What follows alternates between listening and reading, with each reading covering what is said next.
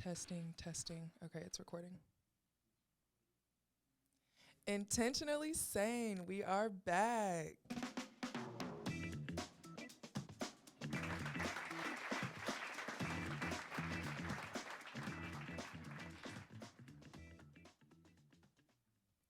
What is up, everybody? It is me, Mahogany, back and better than ever. This is the Intentionally Sane podcast, and if you're new here, this is a lifestyle podcast from a third-generation Black woman's point of view. I really hope that you find peace, happiness, and solitude from this podcast, and you learn to lead everything in your life with intention. This episode is going to be somewhat of a life update. It has been about almost a year since my last episode. And ironically, it was season 2, episode 1. Let me tell you that the minute I posted that episode, life got crazy. So I've been offline, living my life, enjoying my life, growing, doing all the things. But I'm super excited to be meeting back with you. This is going to be consistent. Let me make that clear. If you can't tell, I've invested in some quality and some new things here. So really looking forward to progressing and starting a new chapter with y'all. So I want to start out with the life update. So the very obvious one, if you're listening via audio, is we are on video now. So I hope y'all love the quality and just the effort that I'm really putting into this next phase. The video podcast will be available on YouTube. That is at Mahoganybreezy, of course. And then I will try to have these on my website as well, which is www.mahoganybreezy.com. I'm also going to upload some clips on Instagram, Twitter, Facebook, things like that.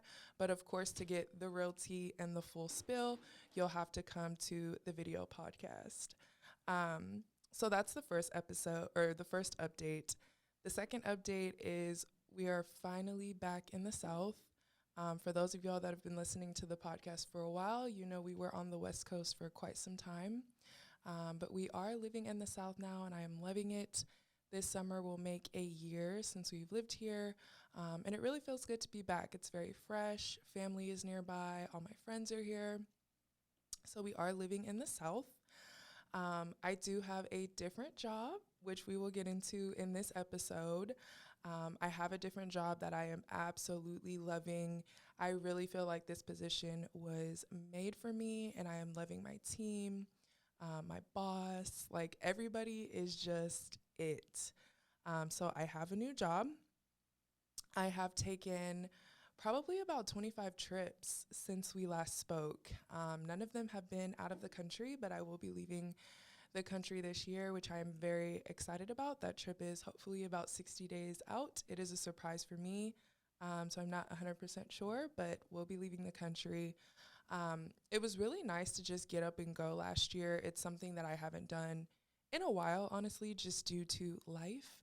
But I even hit gold status for one of my travel rewards programs. So last year was a well-traveled year, and I honestly love that for me.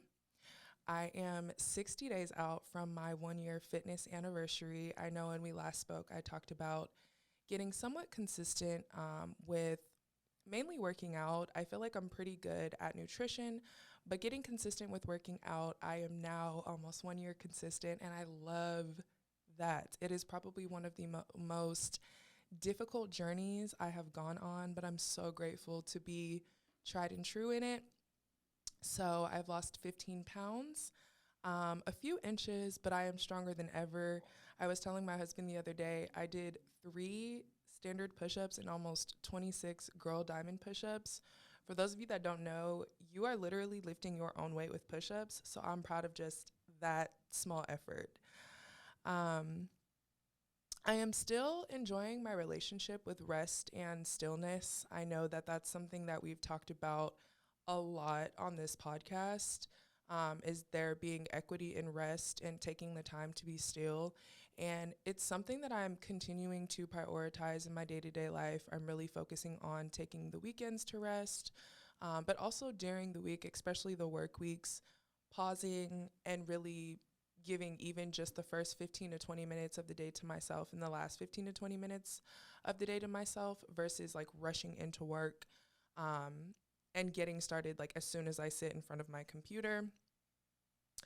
And lastly, this year is my 5th year wedding anniversary with my husband. I know we've had a few episodes on this podcast about relationships, but I feel like this is a very big chapter and next step for us. We have some exciting things coming up in this new phase.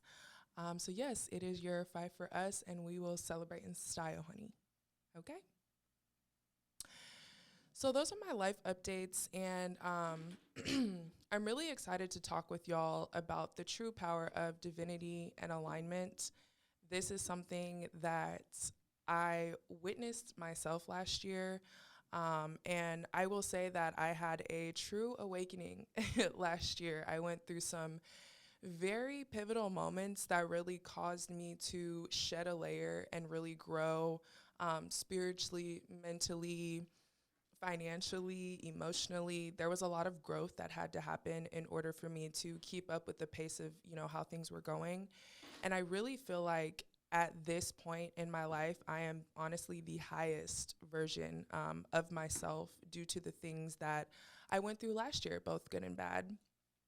So, how this awakening or this journey begins is last year at the beginning of the year. I hit basically my 3-year anniversary with a company that I really enjoyed working with, to be honest. Like when I first started, I feel like the people were really welcoming. I had a really good mentor who I love, still to this day. She's one of my closest friends. And so it felt like a really good fit.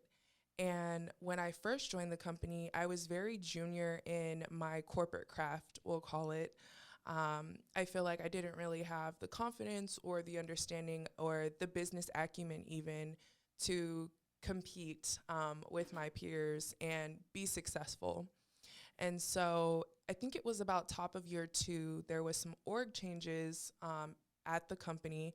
And so the mentor that I spoke of, I was actually reporting to her, and she has such intention with how she approaches her team and the business objectives that she essentially is responsible for.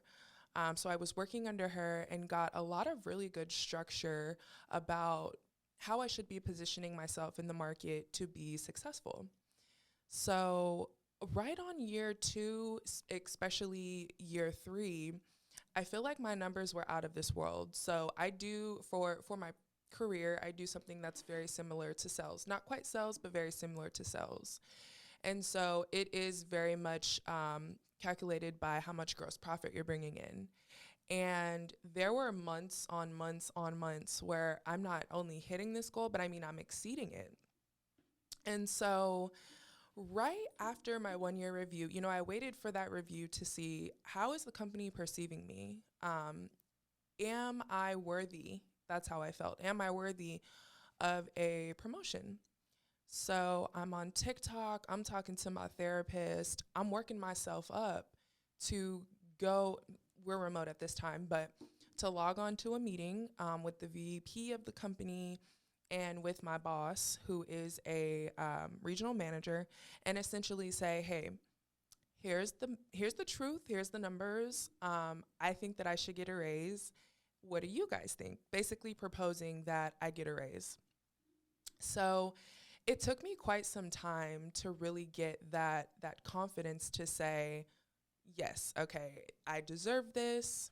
Here's my, case study, because I'm a very fact-based person. If I'm going to come to you and I'm going to say I want to raise, I'm going to put the facts out. This is how much I brought in this year. This is how much I brought in this quarter. These are the new clients that I've brought in. I'm very factual. So I put this case study together. I amp myself up. I'm like, yeah, girl, you got it. Corporate baddie, corporate bae.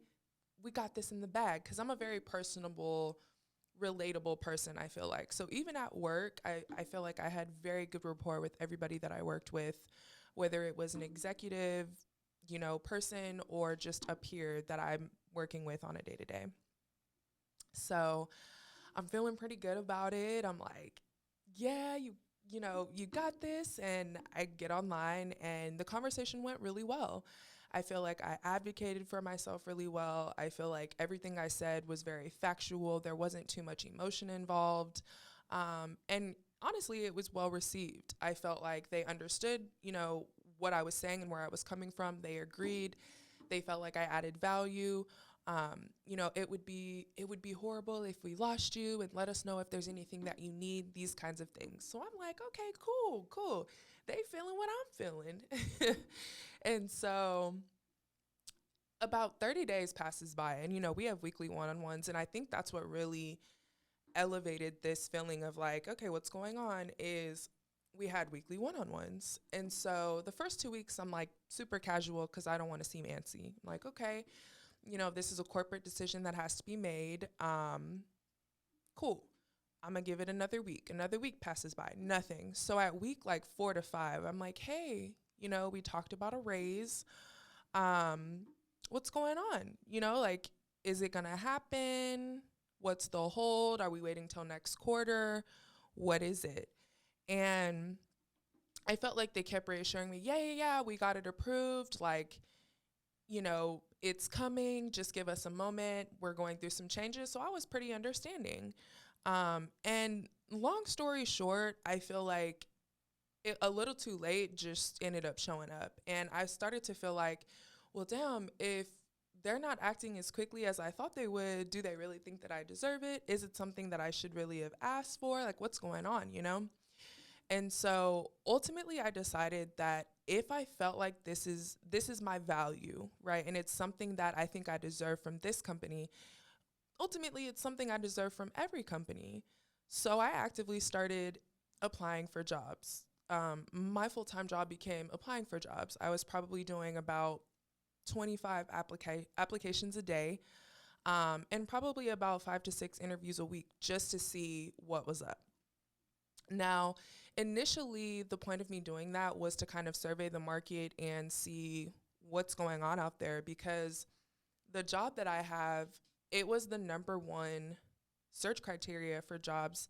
Then it was software engineer, last year. And so I start seeing some of these comps and I'm like, wait a minute, this is significantly less than what's going on in my neck of the woods, and I'm talking like 40,000, 50,000 gaps or increments that these companies are beating this out by. So I'm like, okay, I do kind of have a reason, to be looking. And so, to be honest, the interview process was a little bit difficult because I was kind of at a crossroads of entry level and mid senior. There were certain positions that I would apply for and I would be considered entry level, but there were also other positions that I would apply for and I could be considered, mid entry or maybe on the leaner end of a senior level role. So it was a little ambiguous, which made it kind of awkward in my positioning of entering the job market after almost a 3 year stint. So there was this company in particular that I was interviewing with, and when I was in the interview process, I thought, man, this is amazing. Like, this feels so aligned with me and, what I'm looking for and what I think I want out of a company. They're talking about work-life balance. It's a bit more than where I'm currently at. I think I'm going to go for it. I think I'm going to go for it. And I mean, the interview process it was quick. It was 3 interviews, but I did meet 2 to 3 people per interview. So in hindsight, I was like, maybe it isn't too quick. They just kind of combined the sequence of people in it. So long story short again, um, I end up verbally accepting. They send my offer letter over the same day, before my current company ends up giving me a merit increase or, a raise, a bonus, whatever they were going to give me. So I will never forget this day. I set up some time with my managers to basically resign. And like before that, I had kind of briefly talked to one of my senior leaders. And the day that I gave notice, like literally before I gave notice, I had a meeting and they basically offered me a raise. But the thing is like, I had already discovered that I didn't want to be there, not just because of the money, but because I saw the work life balance and the perks and the equipment and all of these things that I just simply wasn't getting at my company. Like, I love that company. There's so many awesome people still there that I talk to, but after exploring what was in the market, I realized that, man, I've kind of aged up out of this phase that I'm in this role. And so I, gave resignation. They were super understanding, still super supportive to this day. And I take about a week off. We go to like Disneyland and we do all these cool things before I start my new role. This is where the lesson began, looking back, because in hindsight, I really don't think anything other than the mission of the company and the compensation aligned with my higher self. But I was really set on showing that company, like, I'm going to show y'all the blessing that y'all missed, basically, by thinking about if I was worthy of the increase that I asked for. So I would say the mission aligned with me. Like, it was a mental health company, and their whole mission and purpose was to basically make a software that allows medical professionals to code things quicker, which makes essentially care more accessible. Like, insurance companies are able to pay their bills quicker, which makes more accessibility for providers when they are working with these insurance companies, and less cases for the insurance companies as well. Um, and so in my mind, I'm like, okay, great. Mental health is something that's really important to me, obviously.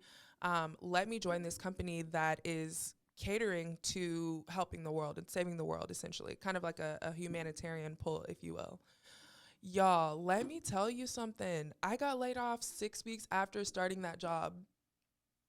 6 weeks.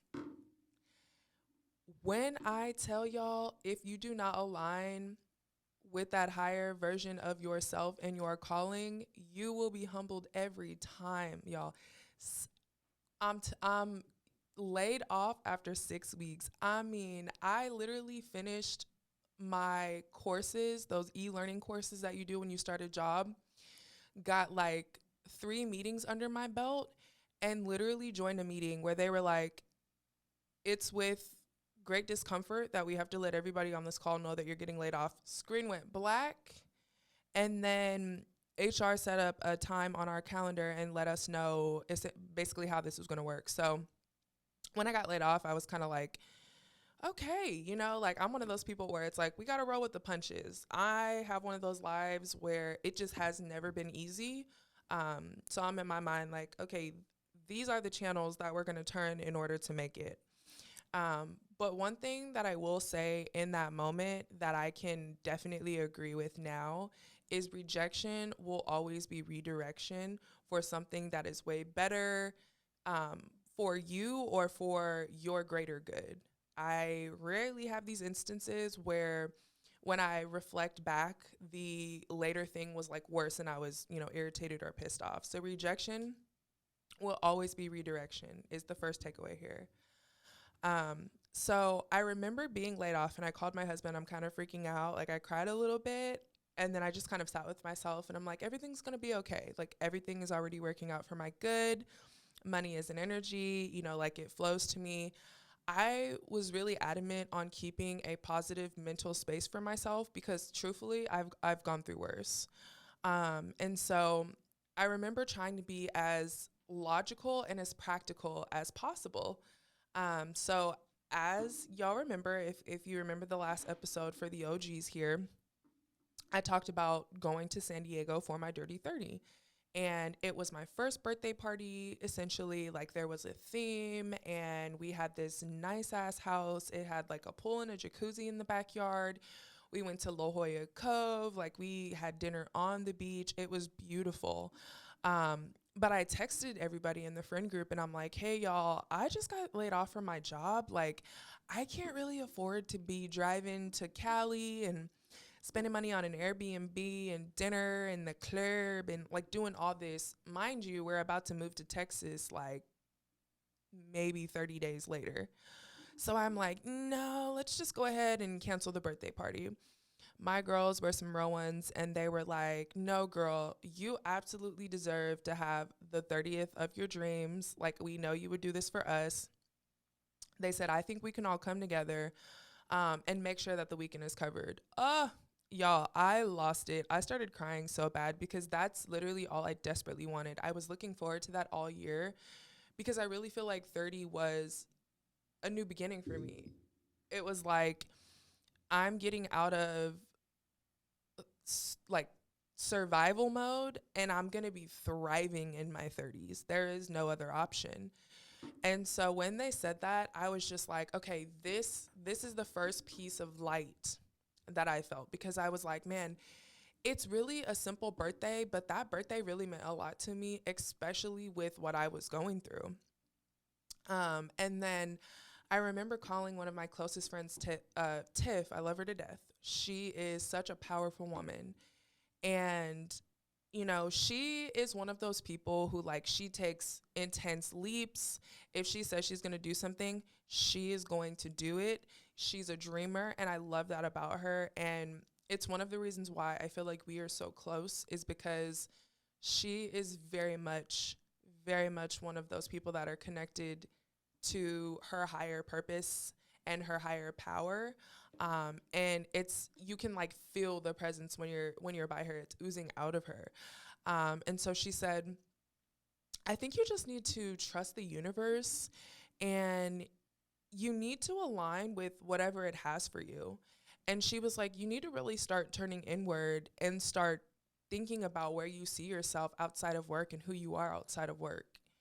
And I think that was the first time that I kind of just asked myself, like, damn, outside of my identity at work and being a like performance based success, honestly, who am I? Like, what is it that I'm trying to achieve in life outside of work? And it was really the first time that I had to step back and create a personal brand and a form of identity for myself that had nothing to do with work or sports or any type of performative action. It was like I said earlier, an awakening.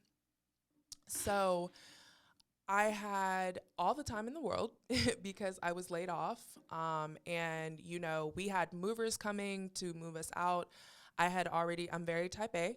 So I had already broke our house into like 6 sections, cleaned everything. So I have all the time in the world.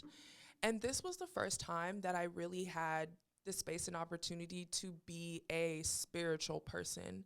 I would wake up, I would meditate. I would go out in nature every single day. I would go either walk around the neighborhood or go to a local park. Sometimes we would go to like the pond somewhere by water.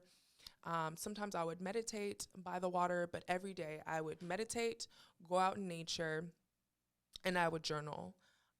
And I also read some Deepak books at the advice of Tiff, and that was also really life changing to really just understand how magnetic you can truly be once you learn to really just lean into alignment and accept whatever is out there. You know, I think sometimes when we see or hear things that truly are meant for us, but it's not what we thought it was going to be or what it looked like, we're quick to reject that reality. But like I said, the more you distance yourself from what is meant for you and where you should be, rejection will always be, you know, redirection. And so basically this slowing down and really thinking about who I am and what it is that I want, it allowed me to realize like how valuable I am. And even for thinking about myself outside of that corporate space, like really how valuable I am. Like I am one of the most emotionally intelligent people that I know, and that's not necessarily like to my own horn, but I really pride myself on seeing the good in people. Whether you've hurt me or not, I will try to understand where you're coming from. Like, for example, sometimes my parents and my aunts can say some somewhat insensitive things, and I know in my heart that they don't have ill intentions. Um, and I usually try to give them grace and say, like, you know, this ultimately boils down to us just being in different generations or having different religious views. And I would appreciate in the future if you didn't say X because it makes me feel X and crosses a boundary. But I love you, and I forgive you and I understand, and like we can move on. Um, but I really think that it allowed me to see, aside from the physical presence, what I loved about myself and how valuable I am and the things that I have that other companies may not have or other people may not have on their teams. And so it really switched how I interviewed. It went from like almost pleading with these people on the other end of the screen, like why I'm so good and, how I can make magic happen and, my 30, 60, 90-day plan and how I'm diligent in X. And it kind of switched that conversation to like, what do you have to offer me? Like, what value are you propositioning that's going to change my life? What do you bring to the table that's going to excite me and want me to show up daily and do X, for you? That's really where the conversation kind of shifted. And I kid you not, within 5 weeks, literally 5 weeks, I had 4 job offers. One of them was a director of TA, which I never in a million years imagined would be my truth. And so now not only am I like really, feeling what it's like to be on this corporate side, but I have options. And that was my first time in my life that I had options when it came to work. Typically, if I'm changing jobs, it's because something happened. In college, I had a job for about 4 years. It got a little toxic towards the end with the work-life balance. I was working about 90 hours per week. Um, and so, I had to end that. And then the second job that I went to, they didn't allow remote work. So I left that and got another job and ended up, at the job that I had previously. And so to have options was incredible. And have options like this was like out of this world. And I ended up really thinking about, again, what did I want? Where did I see myself? What's important to me?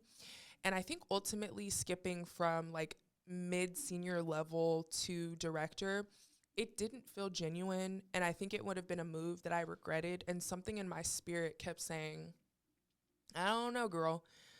I don't think that's the one for you, And I, one of the companies that I was interviewing with had mentioned, it's a little risky to go from where you're at now to a director title with no prior experience because it's kind of like they're expecting you to have a fight or flight method.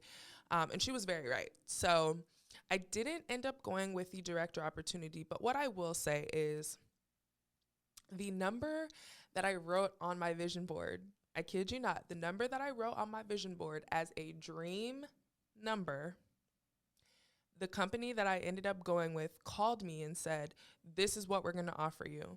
Y'all, I verbally accepted that offer and I got off the phone and me and my husband literally fell on the floor on our air mattress in our empty Vegas home because we were about to move across the city or across the country and started bawling. Okay, we were bawling.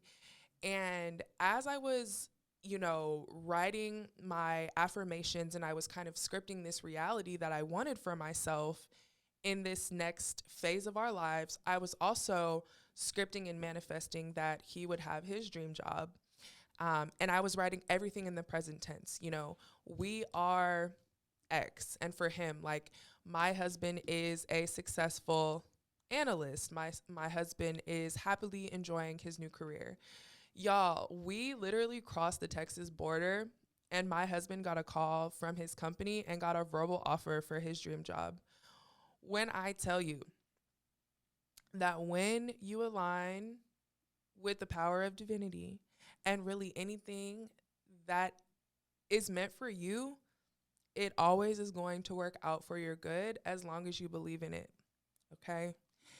Um, and if you choose to stand between what is meant for you, there is always going to be a disruption until you trust in the power and the magic of alignment. I literally can't say this any clearer, and I am a testimony to that. Another thing that I really learned from Tiff regarding just, I think, having a personal brand. And when we say personal brand, it doesn't necessarily mean, I'm a social media marketing manager or I'm some type of digital content creator. A personal brand essentially is just how people perceive you, whether you have social media or not. And one thing that I really think is important when you have a personal brand or you are honestly just interacting with others is having a set of core values or grounding principles. To me, the importance of this is it kind of creates a boundary and shows people how to best approach you, number one, for a result, but I think also it gives them a baseline of what you will and will not tolerate. And I know that that can sound a little bit harsh, um, but if you don't have something like this, in all honesty, I think that you lack that grounding. And it's one of those things where you just kind of take what people give you, which isn't necessarily fair or true to yourself, because I all think that we have some type of basic baseline of how we would or would not like to be treated. So I'm going to read y'all my core values and my principles because I've really thought about these and I've rewrote them a few times, but ironically, at my current job, we had to write a user manual. And in that user manual, we had to include core values, a set of principles that we want people to follow, and how we best communicate. So, email, phone, things like that. So, my first thing is always lead with empathy. You never truly know what someone is going through or the depths of their minds in their lives. That's kind of a straightforward one, but I think leading with empathy is a little harder than it sounds. Leading with empathy also means assuming the good in everyone until you have a reason not to. I'm not saying blindly, forgive and trust everyone, but I think it's important to always lead with empathy. The second one, of course, is be intentional with your reach. Time is so precious, and I think it's important to use it wisely and diligently. If you're going to start something, it has to be with intention and some type of pursuit. Like, honestly, time is money. Time is money and life is short, as I said. So, making sure that you have, an end goal, a purpose, a plan, whether it's the smallest thing or the largest thing, I think is super important. Um, the third thing is be slow to judge others. We all come from different walks of life and backgrounds. And for me, it's important to never assume something about someone that you do not know to be true. Like I said earlier, I'm a very fact-based person. If I've heard something, I'm going to ask you if it's true. And this is not about like beef or anything like that, but I'm not going to assume. I'm going to go to the source and I'm going to ask. And then I have be impactful with your craft. Be intentional in every capacity when you dedicate yourself to something, which kind of ties into the other one. And be disciplined. Nothing great ever happens by chance. When I'm going to start something, I want to create a system that allows me to thrive and supports me holistically and mentally and physically and really fuels me to be my best. Now, that's all that I have for just the conversation on the power of divinity and alignment. I really wanted to start out with something that was light, but it was an update. And this, kind of leaving a job to go to what I thought was a better job just to get laid off and go to literally my dream job, I think was a very big reflection moment and something that I wanted to share because, again, being intentional is what this whole podcast is about. But I think even bigger than that, being true to who you are, and listening to what really aligns with you is what this is all about and what's most important. It can be very uncomfortable to take those risks. It can also be very exciting, but at the end of the day, you are here for a calling, and it's important to always keep that in mind.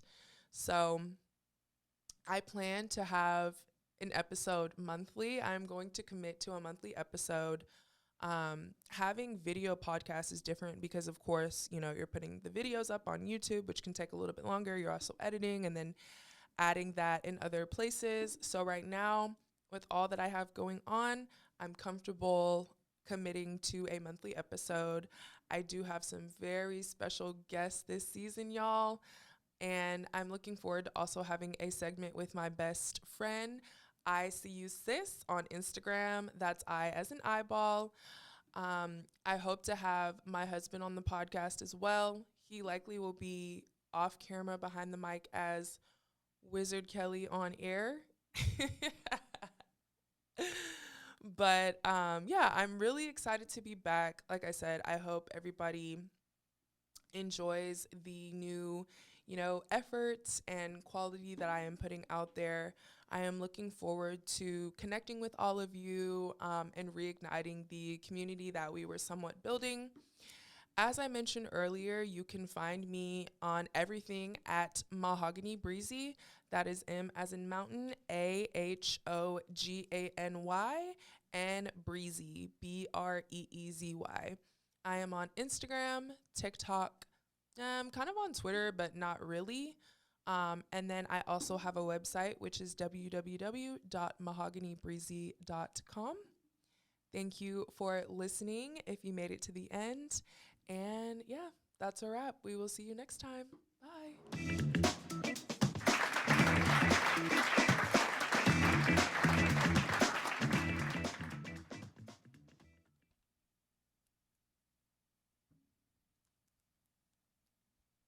Wow, that went so well.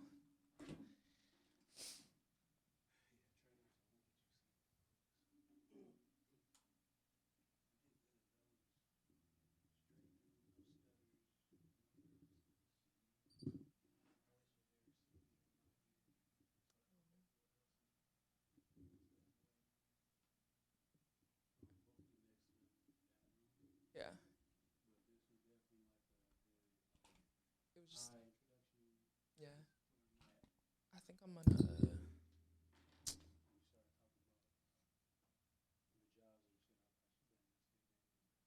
Mm-mm, I would never do